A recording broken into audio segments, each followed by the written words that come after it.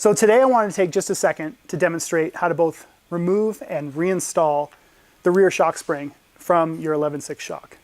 We use a couple of unique features that you may not have seen before. The first one is a set screw found in the adjustable spring retainer. This set screw pushes on a plastic ball bearing that provides friction so that the retainer can't move during riding. The set screw is just designed to be kind of finger tight so that we don't actually deform the ball bearing that's inside of it. So make sure that you don't over tighten this. It should just be very easy to loosen up. So the first thing we'll do is just loosen that set screw using a 2mm hex key, which will then allow us to easily spin the adjustable retainer. So we're going to unthread that just a few turns so that the spring can slide down on the shock body. From there, we can take the fixed retainer and slide it down, which will expose the wire retaining ring. Using our fingers, we can just remove the wire ring, which will allow the lower retainer, fixed retainer to come off, and then the spring just slides off. We also use this red polymer spring bearing, which is just loose on the retainer without the spring.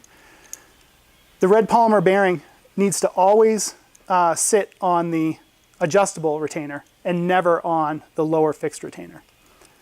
To reinstall the spring, we just simply take the spring, slide it back down onto the shock body, take our lower fixed retainer, slide it over the spring adapter. Now we can take our wire retaining ring, slide it over the eyelet, install it into the groove or the retaining ring gland on the spring adapter. To make sure that it's fully seated in place properly, simply slide the spring up. The retainer and the adapter should be completely flush. If it is, that's installed correctly. We can simply flip the shock over, slide the retainer down, just thread it down. Once we first kind of just kiss the spring, that would be at 0 preload. We can use the set screw as kind of a reference point, rotate the retainer 1 full revolution, and that would be 1 full turn of preload.